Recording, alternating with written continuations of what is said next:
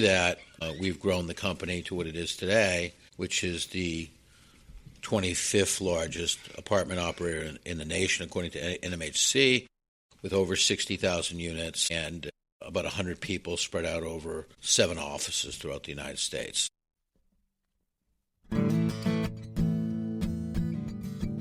Hi, this is Matt Sleppen, and welcome to Leading Voices in Real Estate. Today's conversation is an interview recorded in his office in Century City on October 1st with Bob Hart, the founder and CEO of TruAmerica, now nearly a $16 billion AUM, 65,000 unit apartment investor. The company is in the midst of closing a large transaction to acquire an affordable housing portfolio, which moves the company into a new sector of the apartment business, and we talk about that on the show. Bob is a leader in the apartment business and also hosts a podcast, Building Better Communities, and we interviewed each other on October 1st, so also check out Bob's show for that interview with me. Yes, from my perspective, October 1st was a Bobathon. Seriously, though, I know Bob is one of the most active investors in the apartment business. His company does mostly value add, so maintaining that scale at that velocity of deal flow at that length of hold is an intense business that Bob does a great job of explaining on the show. And we've not centered these episodes around career stories for quite a while, but I took that approach in the conversation with Bob. His career story, as he puts it, from his first investment in a duplex to building TruAmerica, is actually the American dream, as I've said before in the show about others, from bupkis to significant size, scale, and approach, and his leadership in the business. I've known Bob for a while, but learned a lot from my Bobathon, and I think for him his Madathon in LA, and I hope that you do too. As always, if you have a few minutes, please rate our show on your podcast app, and please follow and subscribe to the show and share your favorite episodes with colleagues and friends. I encourage you to visit the archive on your podcast app or on the ZRG website, where you can go back and check out the library. If you like this episode, check out others in the archive. If you have comments on the show, or if you'd like to talk about how ZRG can help your business on the talent side, including search, consulting, or advisory in the real estate space, please contact me at msleppen@zrgpartners.com. I hope that you enjoy this conversation with Bob Hart.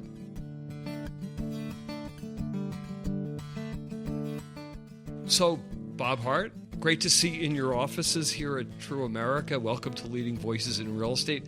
I was just on your show half an hour ago, so both of us are both buzzing still from that conversation. We are. At least I am. So we're going to turn the page here, and this time it's you get to talk instead of me. So I'm really looking forward to hearing all about your business, all about your leadership as a multifamily person, a little bit about podcasting, and a lot about life. Matt, thanks for having me on Leading Voices. I mean, you've been doing these podcasts now for over 7 years, and you've done over 200 episodes. So Yep. I feel like it's, the guy that's just played some college baseball going up against Babe Ruth here. So I'm going to try my best to hit your pitches. Okay, go for it. No. So let's get started, and please introduce yourself and just give your own elevator speech about what TruAmerica is, and then we're going to dive into everything. Well, I'm Bob Hart. I'm the founder and CEO of TruAmerica. And TruAmerica was really an idea born out of my career now that has spanned 4 decades in real estate. It began in 2013 after I spent 14 years leading the development of a division of Kennedy Wilson, which became known as Kennedy Wilson Multifamily, which was a regional multifamily owner-operator. And I wanted to really do something on a national level that I felt I could do on my own. So that's how TruAmerica got started. The foundation of it occurred with my partner in life insurance, who had been a partner of mine during the Kennedy Wilson years. And through that, we've grown the company to what it is today, which is the 25th largest apartment operator in the nation, according to NMHC, with over 60,000 units and about 100 people spread out over 7 offices throughout the United States. 60,000 units, what's the geographic dispersion of your properties? They kind of go from Seattle down the coast, the mountain states, through Texas, across the South, a lot in Florida, up through the Carolinas, Maryland, and then we skip up to Boston. Okay. And we're in Ohio. Okay. So we're in 16 states and about 30-plus MSAs. And Guardian Life is your partner. When you were at Kennedy Wilson, they funded deals, but now they fund your platform. So they're your platform. We co-fund the platform, and we co-fund the GP together. here, and they're an owner along with myself of the firm. We really followed the model that I did early on at Kennedy Wilson before we were a public company and before we were a fund manager, Right. and that was raising joint venture equity. So when we started TruAmerica in 2013, the only capital we really had was mine and Guardian's as a GP. A Guardian would invest from time to time on the LP side, but that was not the kind of the premise of the company. It was really a co-GP deal. And so we raised it from other institutions. An early mover in this company was Allstate Insurance. They had invested several $100 million across many properties over a number of years. We have most of the major U.S. insurance companies as investors in the deal side, along with a lot of equity opportunity type funds like Oaktree and Blackstone and MSD and others, and a whole variety of companies. There's over almost 50 companies that have made investments in TruAmerica, not counting our fund investments. Got it. And you do largely or exclusively value add? We do largely value add. We're known to be a company that focuses on acquisition rehab, workforce housing, not so much Class C, but really kind of B- up to A-. We have a couple of SMAs where we're doing more core plus and some core, but our primary mainstay is Class B workforce housing. Got it. And average hold period of those average deals, just to think about it, and we're ballparking everything because we're going to come in and drill down later. The average hold period is always underwritten for 5 years, and in the ramp-up days between 2013 and call it 2021, before COVID, our historical track record, we've gone door to door almost 30,000 units, has been about just under 4 years. Under 4 years. So the 30,000 units, you have 60,000 now, but 30,000 have come in and out. Yeah. Just to be clear, we own 45,000 and we asset and construction manage 15,000. Okay. And we're buying a large affordable housing portfolio, which we'll own with another life company. So that'll take us above 60. Okay. And the affordable housing is brand new. So just talk about that a little bit. Sure. Again, we're doing overview stuff, but it helps get the perspective of the breadth of your company. Yeah. As we grew and matured in call it the small A affordable housing space, which is market rate, I also felt we were underserved in capital A. And I've seen a lot of movement toward that in not just LIHTC, but in welfare exemptions and other forms of creating affordable housing through benefits that are associated with that. And I felt that for us, given we had the infrastructure and the skill sets, that a good diversification strategy, given the demographics of where we're heading as a society, would be very important to pivot part of our direction into affordable housing and diversify. And when that's in your platform and your portfolio, does it behave differently in terms of you have to set up a separate asset management structure or a different hold period expectation or different expectations with investors? How do they behave differently? All entirely different from the investment parameters. Largely, affordable housing returns are driven by fees and cash flow. There are opportunities on the back end to re-syndicate them after their initial tax credit period is over, but the hold periods tend to be much longer because it's a much more stratified ownership of many layers as you're involving cities and other agencies and corporate investors in the tax side of it. Of course. And so there's many, many layers on affordable, whereas in the non-affordable side is typically us, Guardian, and either our fund or an LP partner. Jeremy Bronfman from Lincoln Avenue is going to be on the show in a month or so, and we're going to dive deep into that business, which we've also done with Alice Carr from Blackstone April Housing. Sure. No, they're well far along. But so we want to build a full array of offerings in the residential space. So that is part of that. And we've been able to leverage our acquisition capability, our accounting capability, our construction management capability. However, the portfolio management and the asset management is its own skill set. In that business. Yeah.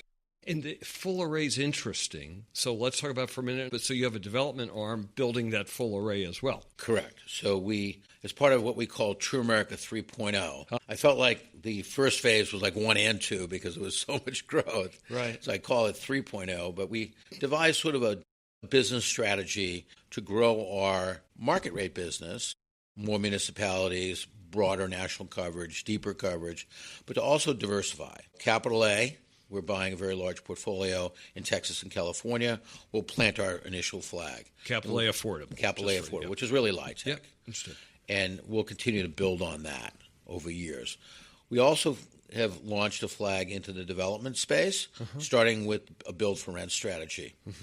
And that strategy is now morphing into both build-for-rent as well as traditional multifamily and affordable multifamily, and possibly affordable BFR, which is a project that we're pioneering here in LA, where we're taking the BFR configuration and overlaying an affordable element to it. So that team that is led by Stuart Kramer, who was a colleague of mine at Kennedy Wilson, along with Tyson Sales. Tyson's because a good friend of mine and a partner of mine 25 years ago when he was at the Core Group, both have deep skill sets and experience on the development side. And they're working in conjunction with our affordable housing group and will be the development arm of both groups. Cool. And the broader that you take advantage of the platform, the broader work you can do, and in those niches, you can jump right into that. Yeah. I mean, we've built this business to last, and it's a bolt-on strategy where we've built the infrastructure of functionality of, I call it strategically a pod. Each asset is surrounded on three sides by strong accounting, strong construction management, and very strong asset management. We don't property manage, but we oversee property management very, very aggressively at the field level. We are never more than 2 hours from any asset. Never more than 2 hours, meaning a staff person who's an asset manager. Correct. Everything we do is regional based. It's a hub and spoke model.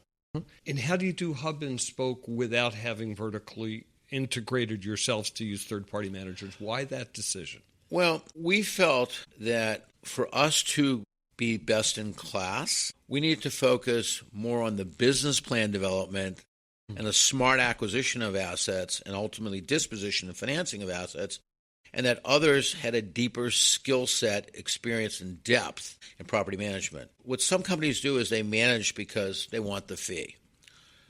We asset manage and we pay others the fee, but at the same time, we don't have to fire ourselves, okay? And a lot of times there's inefficiencies if you don't have concentration in a region.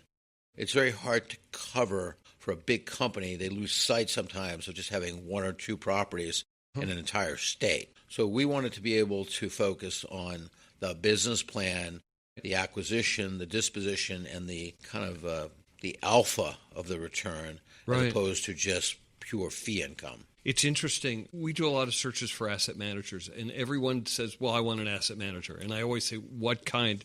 And there's like 50 versions of what this means. Yeah. And the version when you use third-party managers is got to be strategic and got to be on top of it.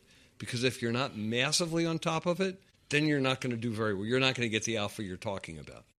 Well, I couldn't have said that any better, Matt. You've spoken like a true experienced person that you are in real estate. We have a manifesto that we call the Back to Basics. And in that manifesto, we expect the property manager and the company that is part of the management to operate the property in our eyes. Even though they're using their own standards and practices, we lay out a business plan that we follow and we expect them to follow. And we're very involved in the rehab. We run that ourselves. So that's why we call it acquisition rehab, because we control that side of it as well. And so there's a lot going on at properties when we first take over, because you're shaking them up a little bit. You're mixing up the rent roll, you're doing deferred maintenance, and you're turning units. So it's very important to have hands-on asset management. Yeah. If I had to pick one skill set that you better have as an investor, it better be that very, very active asset management, then property management. If you have both, good. But you've got to have that asset manager who's directing and has the business plan. It really lives and dies with asset management. I think in the modern era of data analytics, which is so important now because of the speed of change, we've overlaid with our asset management portfolio management, which is really our data group. Those folks are gathering data and providing that data to empower and inform the asset management decision, which makes its way down to the property level. The property level is probably the toughest level because, unfortunately, a lot of the skill sets are not that sophisticated. They need to become more sophisticated. And I think where a lot of management companies have struggled is finding the right talent. Absolutely. And retaining that talent. Okay. And so I'm so curious how you got here, and how you started in this business. You are a fascinating man, and I think of you as both an entrepreneur, I think of you as an organization builder, but I think of you like as a deal guy. I think of you as this, like more deals have come through your shop than maybe anyone but Blackstone in the past years, and how you got there. Well, I think we have been one of the largest privately held aggregators and owners in our space over the last decade or so. Fair deal. Other than maybe Blackstone, which is really does a lot of it through private REIT and mega fundraising. I began my career not as a career in real estate, but really as I call it, a bit of a hobby. It's really become my career, but it was really a second career. When I got out of business school in the early 80s, I worked in corporate jobs. The most prominent was at the Walt Disney Company, where I worked in television for the Disney Channel. Television. Okay, I want to hear how you got to television, but let's go back even further just for a second. You grew up on the East Coast, you grew up in Boston, went to school there, then came here, went to business. Well, like, where did that come in, and where did Disney I grew up in Greater Boston in the 70s. And when I graduated from Worcester Polytechnic Institute in 1979 with an engineering degree, my first job was as a sales engineer. And that job with the Trane Air Conditioning Corporation is what sprung me to California. So in January of 1980, I showed up in Los Angeles. I was living in the beach community of Hermosa Beach, and I thought life was pretty great. Yeah, pretty cool. From the East Coast coming here, and also you have some air conditioning, so you're safe. There you go. So then that got you to business school. When did you start investing in real estate on your own? So I spent the first several years of my career working in engineering. I knew that wasn't going to be a long-term thing for me. It was really a stepping stone. I'm not your engineer's engineer. Right. I'm an engineer more by degree and background. So when I finished at business school, that's what really opened up a broader set of opportunities. But I'd always been interested, even while I was in engineering school, of real estate, but I really never knew how to get into it. There was no pathways then were very different than they are today. People, maybe they were entrepreneurs, maybe they were lawyers, maybe they were property managers, some were bankers, but there's no educational path or natural career development path into real estate that exists today. Shall we say, interested in it. And I went in through the entrepreneurial door. So I was a private investor. So starting in the mid-'80s, when I worked at the Walt Disney Company, I started to build enough working capital, shall we say, along with some good friends, to buy my first piece of real estate in my late 20s. Which was a house or a duplex, It was a duplex. Everybody starts with a duplex. I think Jerry Buss started with a duplex. Yeah. I don't know if Donald Sterling did, but he'd probably tell you he started with a 100-unit building. I started with a duplex in probably one of the toughest neighborhoods on the west side in the Oakwood section of Venice. I bought it for $157,000, and I would go down on my days off or in the evenings and paint graffiti off the walls. I would run it, manage it, fix it, collect rent, and really that's where I cut my teeth on how to run apartments, even though it was a duplex. The sale of that several years later led to investment in more real estate, and from there, that was a kind of a very big growth period in the kind of mid-'80s, where values were growing, financing was plentiful. And so that's where I really started learning the business through ownership. And the mid-'80s are before the California crash, which we'll get to in a few minutes because it matters the early to 90s. The story. But also when you're buying a duplex and then you graduate a little bit, you're also using friends to help you do it. So you're learning the beginnings of syndication. You're learning the beginning of syndication, investor relations, and the whole thing. The whole thing. Wow. Okay, so then let's go back to your career. So while you're doing some deals on your own, what's your career look like?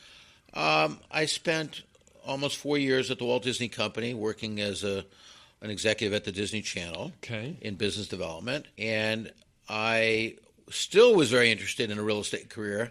Right. And I tried to leapfrog into Disney development. But at the time, the only place Disney development really existed was really in Florida. There were limited jobs at the studio in Burbank. Basically, until the early 80s, I was working as a corporate executive and investing in real estate as my night job. As your night job and weekend job.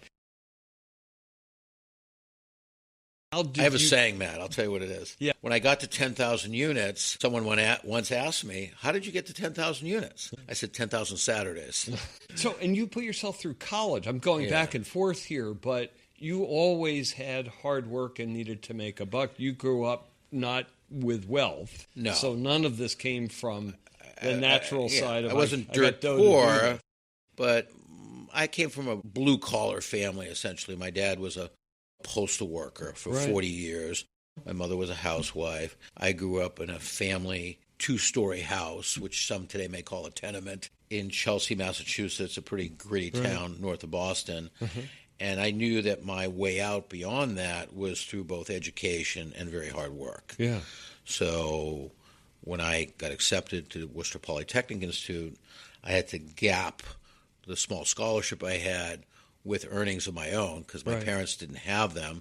So that's really where I sort of cut my teeth on really working longer hours at a job that I created. I had a ice cream route around Greater Boston that I ran for probably 100 days from early June through mid-September, and I never skipped a day. Yeah, we have that in common. Although it's interesting because I had less drive in my life at that time. I drove an ice cream truck too, and I shared the ice cream truck, so I only had to do it 4 days a week, and the other guy did it his 3 days a week. I started that way with somebody. It didn't work. And it didn't work out like a lot of partnerships do because they weren't working as hard. Right. So I more or less took over the business. It was my first corporate takeover. Oh, my God. Okay. We can keep going. Okay, so what then got you, let's fast forward to executive life because that's really where your corporate and real estate-ish career started. That was the merger of the two.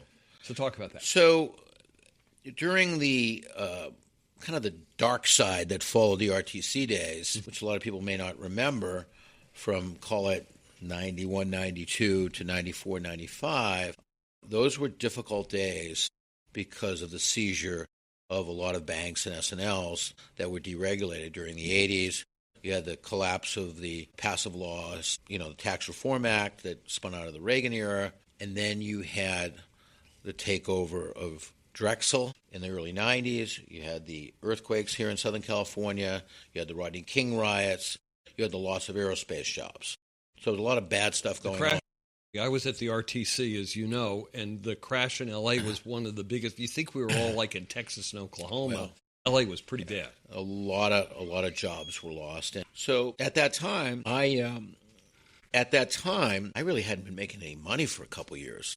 I couldn't sell anything speculative that I had done, and I was kind of in need of an income, frankly, because I'd gone without one for a couple of years. And the portfolio that you had wasn't sellable. And the no, cash because you're flow competing against REO. Right. And frankly, that's where I learned to do workouts. I started with my own stuff. Right.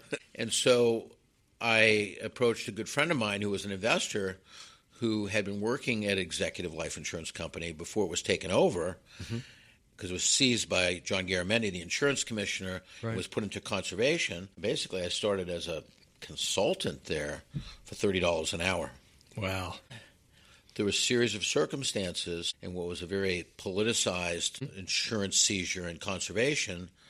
I became the director of the real estate enhancement trust there, which my job was to asset manage and then eventually liquidate very large portfolios of properties of all types. And that's where I really learned real estate on a much bigger scale. Right, so you're moving from duplexes or what might have become small apartment buildings to institutional scale, although it's before the institutional days, but some of these portfolios you sold to people who became I sold most of them to institutions. The most prominent one was in 1994 when I sold the multifamily portfolio, which I still remember. There were 27 properties. There was 7,231 units. And I had to create a book on each one, and I sold those in a court-supervised auction to Sam Zell in the early days of Equity Residential. And his deal manager was David Schwartz, now the fund manager of Waterton, who's a good friend of mine. But that deal kind of put us on the map. We had sold it for almost $400 million to Sam back in the day. Right. And today you'd say, wow, it was a great cap rate. It was 7.2. Oh, cow. And it was good real estate. well located and well acquired by the sponsors who brought Executive Life into it. Right. What brought them down was really junk bonds. It's interesting when I think of equity residential and what it became. Where it started was buying as much as they could to get scale, and quality was not the top line that mattered in the story they were going to tell. It was getting to scale, and then after they got to scale, then they started thinking, okay, what do we want to be? What quality do we want to have? What do we want to represent in our portfolio? They had evolved from the days of when it was just Sam Zell's portfolio. Yeah, get as much as you could.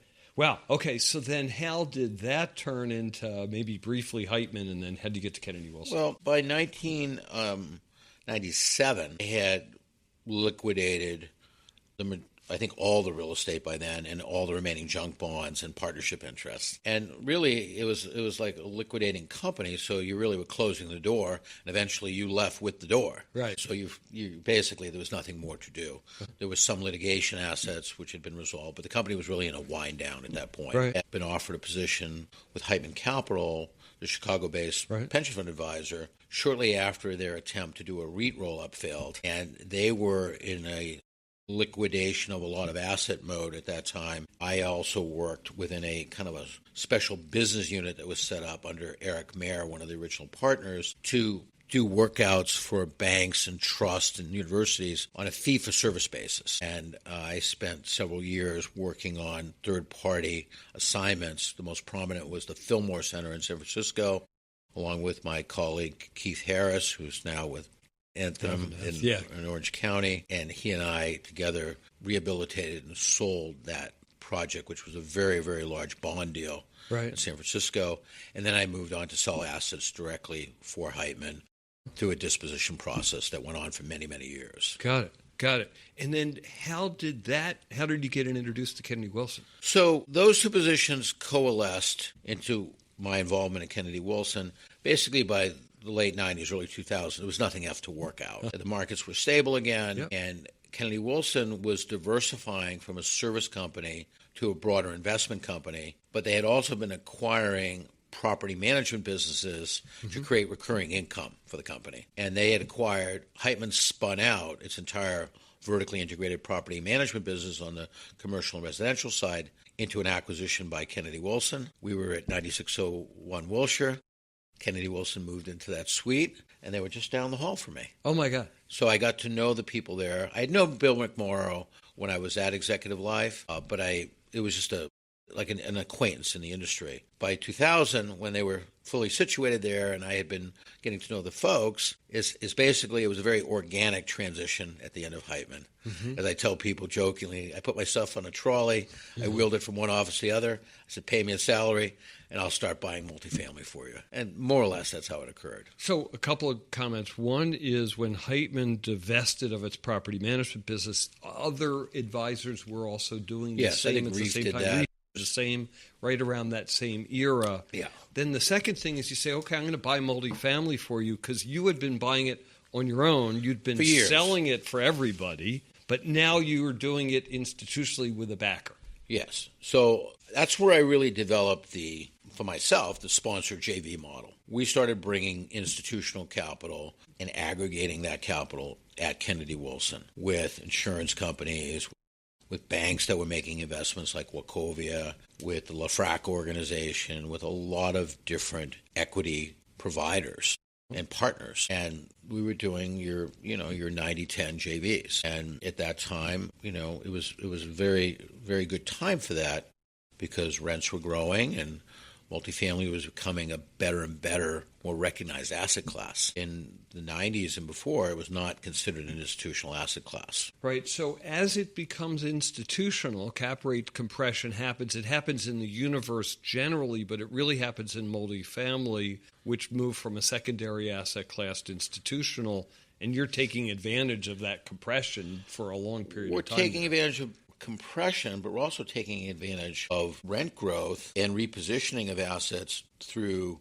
basically bringing them up to market. And those two combinations together were creating compounded returns if you could execute. So the art was in finding the right deals in the right locations with the right demographics and then managing them for growth. And were they self-managing because they had Heitman's management Correct. company? Yeah. So we're back to what really matters is asset management. Yeah, we're back to that. And so I had my own management company, which was at my disposal, and eventually morphed that internally to Kennedy Wilson Multifamily. And then after about 4 years of worrying about what would happen to the people when I sold the property, I said, there's probably a better way to do this. And I started to spin out the day-to-day management into third party. So I really started doing that in the early 2000s. Okay. And then you were there for 13 years. So what 13 and a half, yeah. What did you build that to from the year 2000 to 2013 or whatever? What did you build that to by the time you left? So what we built it to with the team I had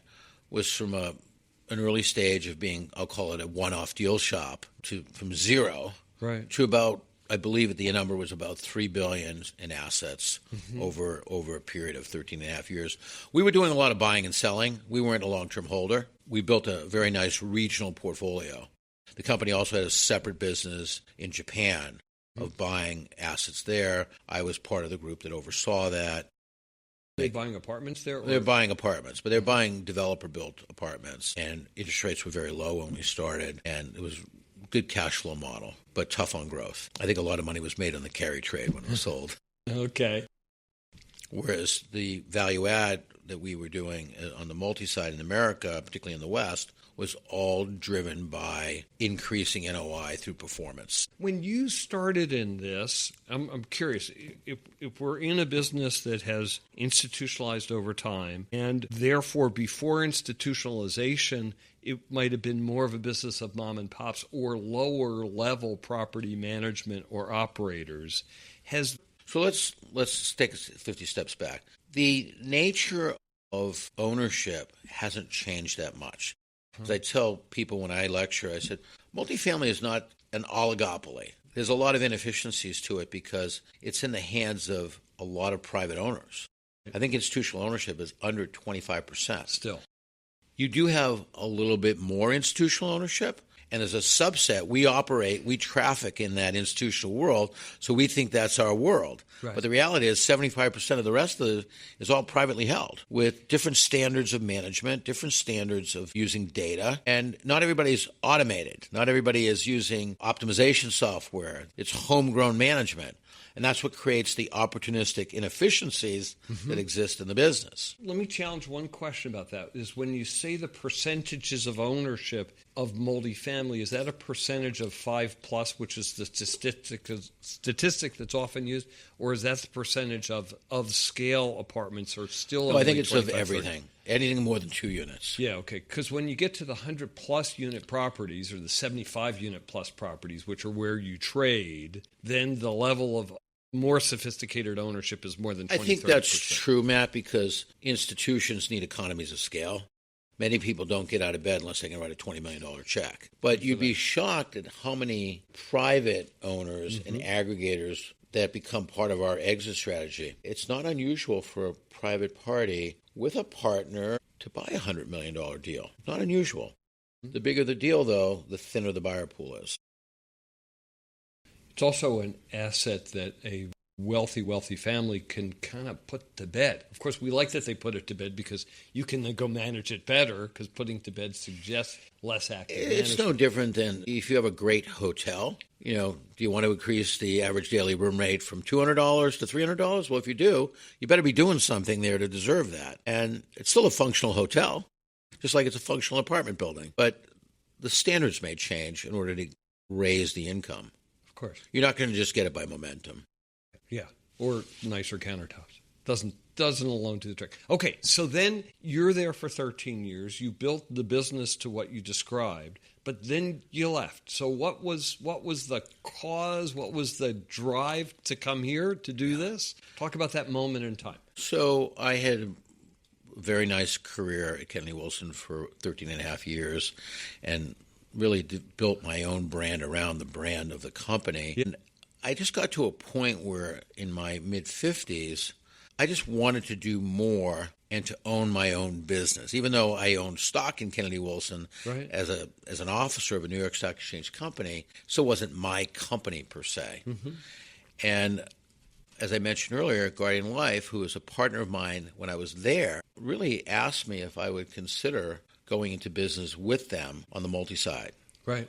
And so after really I thought about it for several years, it didn't happen in one fell swoop, I got up the courage to really make the move. And it was hard because everything was going great at Kennedy Wilson. Still today, many of those people that are there are people that worked for me and good friends. Kurt and others, yeah. I decided to take the plunge. So it was time to really go under the big tent. But I was going to hold up the pole. And I want to talk about the thesis of the business with Guardian and what you did, but talk a little bit about that courage thing, a moment of insecurity, and jumping through that moment of insecurity and what you found on the other side. I always felt that my sort of skill set and brand was something that I foster as part of Kennedy Wilson's brand. And I wasn't sure when I left if my phone was still going to ring at the same pace it rang at and as loudly as it rang at. Fair deal. I try to approach the world in as humble a fashion as possible. And I realized after I left and I took the plunge with the support of a really great partner in Guardian Life. It's a 165-year-old mutual fund insurance company with wonderful people, wonderful ethos and so forth, but with their co-backing, in addition to my own at the time, that I could make this work. And soon the phone started ringing, and the rest was history. It's interesting, you said a couple different things. One is it takes courage to do this, and you wondered if it was them or you and what your name really meant. When you're younger, you have less to lose. When you're an officer of a New York Stock Exchange company and running a business, maybe you don't want to make a mistake in your mid-30s. Right. I associated you then with that company. Yes. Plus, the crisis, the GFC, wasn't that far out of the rearview mirror. Really, it wasn't until 2011, 2012 where values were starting to come back. This was 2013. So the rearview mirror, it was still in sight. It said GFC. You're looking out the back. GFC. I'm glad I did it when I did it because it was really at the early stages of the run-up of growth and opportunity in multifamily. That real period, if you were smart enough to invest in 2010, up until, call it 2021, 22, that was a major growth period for development, for rehabilitation, for aggregation. Timing could not have been better. Could not have been the right better. plan. And the partner, and I want to think about that as well. So how did that partner give you both the strength and the capital to then effectuate this and underwrite the platform? Because setting up a platform is not free. Yeah. So we developed a business plan, which I developed. Guardian provided me with the governance to run the business with guardrails and to basically define a box of strategy, which we had already defined for many years of doing it. And the way it was set up was correct. There was tremendous alignment. We're pari passu partners. They put in money, I put in money. When we launched the operating company, they put in a certain amount, I put in a certain amount. I also brought to the table with me assets under management that I previously had in my entrepreneurial life, which helped seed the fee income of the company. So the company wasn't starting with a cold start. We quickly, after 3 or 4 months of operation, the formation of the team, started buying deals. So the operating company has been profitable almost since time zero. There was no J-curve. It's interesting. When I set up my recruiting firm, Terra Search Partners, we were very lucky on timing. We were 2 years before the GFC. I had a feeling something bad would happen, but we had enough momentum quickly so that we didn't have to fund the company. And then when the recession hit, we made it through. You made it through, and then the other side was start hiring again. You got it. So that's really good. Yeah. But you have the partner to enable you to jump into that and to express a bigger vision than a smaller vision. Well said. I mean, the truth is, when we first started, we did not have discretionary LP capital. But the perception was we did because we were highly confident that we had certainly the sponsorship capital and the ability to get it, and we had Guardian's backstop. So that allowed us to compete with institutions that were already fund managers. We don't really compete with the REITs because they're buying a different asset quality than us, but people with a lot of formed capital. And we were smartly aggressive, shall we say. Right. One of the blessings of this, and you and I have other friends who at similar ages were able to start businesses. So Jeff Allen, for example, is one of my Great favorite guy. people in the business. At age 61, I think, state of Washington backed him to do this. And I'm going to say, although is not a negative, although it was just for California. And they did the same for another friend in Colorado. They did Red Peak. But it was to very specific strategy. Guardian came to you with a national mandate so you could keep growing. Yes, yeah. I really wrote the business plan, and they supported it. But we run the company almost like a public company in that we provide tremendous financial transparency. We have quarterly board meetings. We follow many of the standards and practices of the insurance company. Right. And we run it with I've always been a fiduciary of capital for as long as I can remember, and we run it with a very high standard. So if I think of you as a fiduciary of capital, and from the beginning when you bought your 2-unit property, you care a lot about someone else's money because it's your money alongside them. You have to. When I tell people and they say, how can I do that? I said, let me tell you how you do it. Put some skin in the game. Yeah. There's nothing that'll give you a more visceral reaction when your money's at risk. At TruAmerica, not only is my capital at risk, but our employees invest in the deals. Our employees have invested almost $70 million over the course of 13 years through a pooled program that we have, which allows them to have direct alignment on the GP. And now, as a fund manager, we're investing tens of millions of dollars as a management team as well. So I wanted to think of two different things. One is I've used this term before in the conversation. I think of you as the penultimate deal guy. So I want to think of how you grew the deal business and had the level of market share that you've had. So just talk about that, and then I want to talk about business platform, the anti-deal guy side of things. Okay. But let's stick first with deal guy. What are your secrets or your wisdom on how to get market share? It's really in a simple. Transaction business. When your asset manager shows up to a city or a region, they shouldn't be showing up for one reason. They should be showing up for 20 reasons. So mine has always been a regional aggregation strategy. When I started with my own portfolio, I was probably one of the largest aggregators in certain pockets of L.A., in the San Fernando Valley, North Hollywood, kind of the middle valley of Reseda, Central Coast. I still own a lot of property in the Central Coast. And so I've always believed in an aggregation approach where you're building a business within a business. So when we go to the state of Florida and own 12,000 apartments, or we go to the state of Washington and own 4,000 apartments, or we're in the many cities of California and we own 16,000 apartments. There's many, many reasons to show up as often as possible to put eyes on those assets and to do something about them. So it was through that aggregation, you're developing both expertise, knowledge. Real estate's a local business. Now we mine data because we have over 60,000. That data informs a lot of our decisions, both on the acquisition underwriting side, but I've done it through aggregation in select markets. Every year we do a ton of market research that we gather ourselves, produce a market research report, which then informs whether we're going to expand or contract from a target market.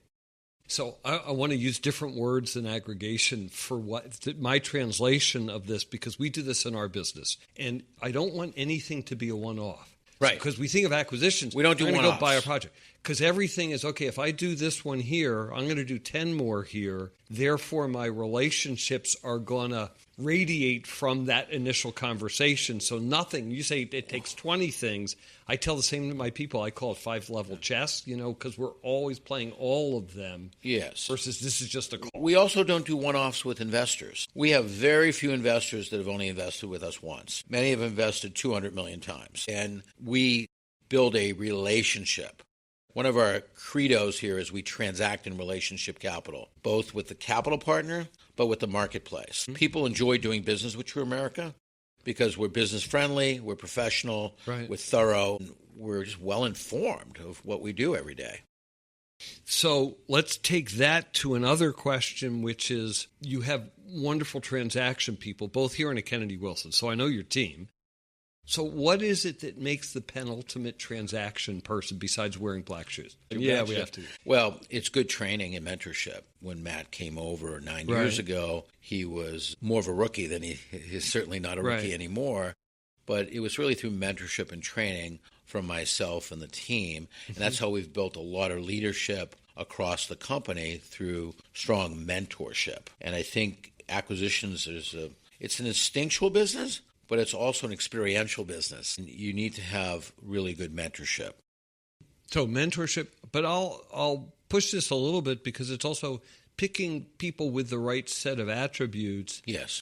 Will be relentless. They'll be great relationship people, and they'll know the hell out of the numbers. It's really, those are the deadly combination you just gave. And I'm sure you've used that in your recruiting assignments. Some people don't have it all. Right. And other people do. But that's why I say we transact in relationship capital. When we call it TruAmerica triangulation, we surround the real estate. When we buy it, there's got to be some connectivity to it. So you're not just another glob of money at an auction. Do you know the seller? Do you know the seller's partner? Maybe you know the lender. You know something more than just the numbers of the real estate. Right. There's some form of relationship. And we try very, very hard to establish that early in the process. Right. And you probably know the market you need to be in the market. You may have synergies in the market. Exactly. That goes without saying, right. Unless we're starting. Like some markets we pioneered. You got to do it. But I can think of no place in the country where we own just one asset. Fascinating. Okay, so let's take that and think of the other side of the equation, because I love to say on Leading Voices that transactions are what we usually talk about in the real estate business, but it's the business platform that's going to be permanent and that can distinguish yourselves from others. You've distinguished how you do acquisitions, but what's the business platform that makes that work? What's the investment in that, and what's the structure that you're most proud of and that works for you?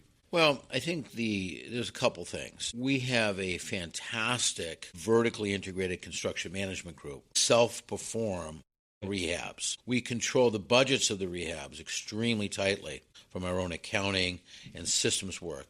A gentleman named Amir Eshkol, who works with me at Kennedy Wilson, runs that business, and he runs it like a business. So we spend a lot of time on budgeting and execution of the rehab side. So that's a big part of our secret sauce. I call flood the zone asset management. Any other comments on what makes this enterprise that you've developed special? I wanted to then talk a little bit about multifamily before we wrap up. But any other comments on TruAmerica as a lasting enterprise? TruAmerica is built to be a legacy company of mine. It will go on after I've retired, and it has a great management team and has a lasting business model in workforce housing and soon to be other types of housing as well. Fair deal. So talk a little bit about the moment that we find ourselves in the apartment business. We've been through a 3 or 4 year post-COVID semi-recession. Malaise. It's been a malaise, whatever word it is. Maybe we're slightly coming out of the malaise, but they're still going on. We went from the tango to the waltz. Exactly. Okay. We were tangoing before and really moving quickly. And the waltz has something to do with a couple different things, because part of the waltz is also the reaction back in certain municipalities in terms of regulation against the tango, because the tango produced some results that are biting us on the butt a little bit. So think through the next 3-4 years. There's several things going on in America. There's clearly, and we're going to see it played out at the ballot box in New York, heightened progressive movement, which is causing an overstepping of regulation, which is going to stifle new development. What leads to more affordability is new development. But when it becomes so expensive and so prohibitive and so non-supported by municipalities or NIMBYism, that's a bad formula. So there is a heightened, not everywhere, but you're seeing purple states turning blue. You're seeing blue states going extremely progressive. You saw that happening, I must say, on the West Coast for a long period of time. Yep. During the COVID period. Some of it is changing, but that's making it more difficult. We also had a run-up in supply. There are many parts of the country that were the hottest market in the country used to be Austin, Texas. Now it's the worst. Too much supply. Being absorbed, but too much supply. Phoenix was a steady Eddie for a long time. It's our 4th largest city in America. It's a little oversupplied right now. Las Vegas has slowed down for different reasons, but not so much because of oversupply. So you've got these headwinds that have emerged, which include anti-immigrant issues, which may eventually, depending on where this plays out, affect multifamily. In terms of who the tenants are going to be, but also in terms of the labor to build new buildings. Labor to build new buildings and just household demand. I mean, the country was growing, I think, by about 1% a year, which is over 3 million people. Right. The average household size used to be like 2.3. That's a lot of housing units you need, right, both single-family ownership as well as multifamily. I believe next year, or this end of this year, the census will reveal that it'll be the first year in many, many decades of negative population growth in the United States. So that doesn't help. It's counterbalanced by not a lot of new supply in the 26, 27 years.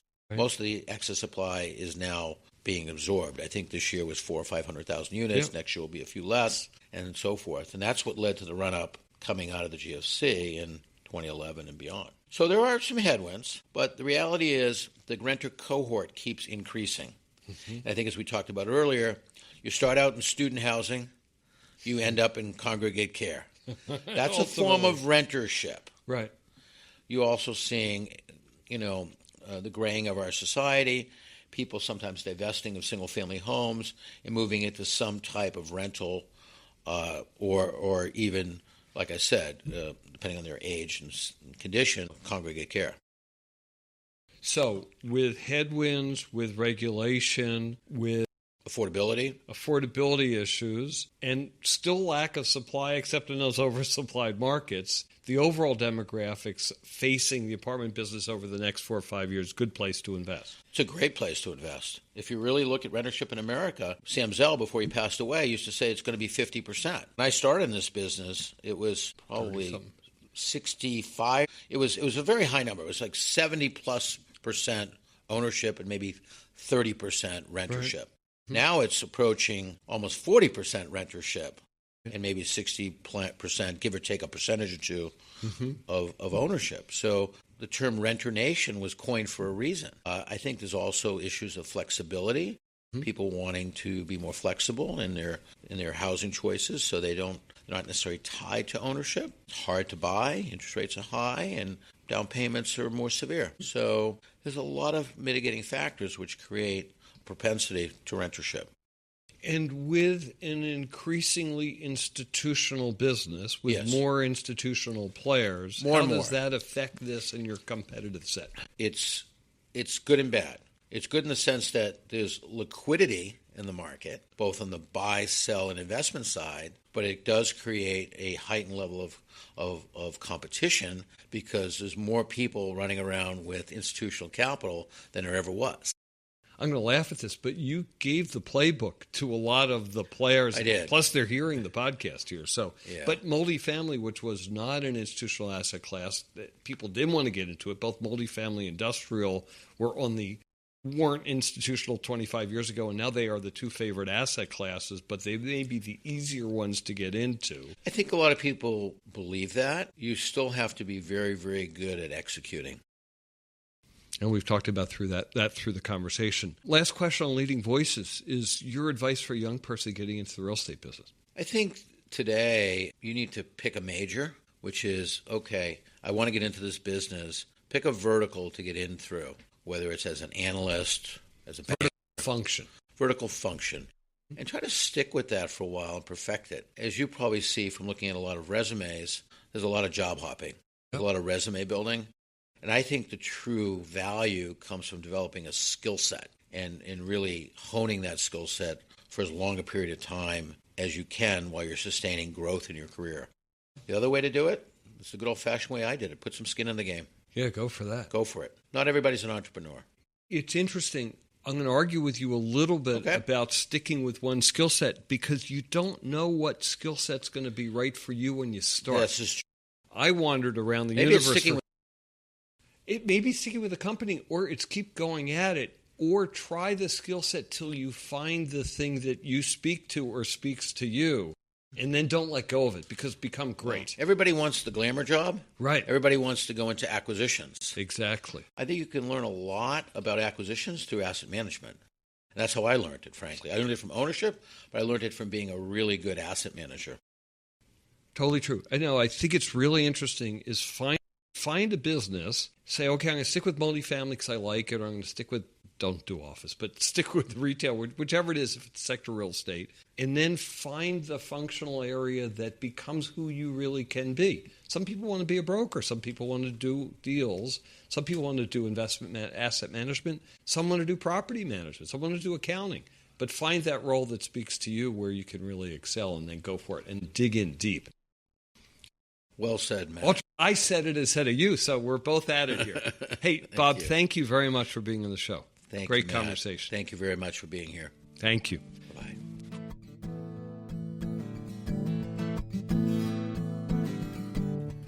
I hope that you enjoyed today's episode. Please remember,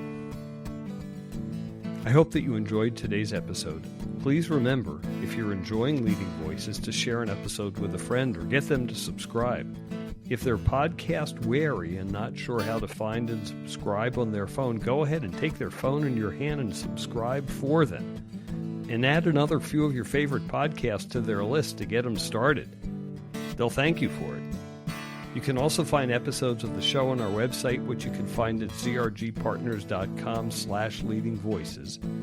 And if you have comments or discussion about this episode or Leading Voices in general, if you're seeking help in real estate human capital solutions, recruiting or consulting especially, please contact me at msleppen@zrgpartners.com. Thanks for being a listener to Leading Voices.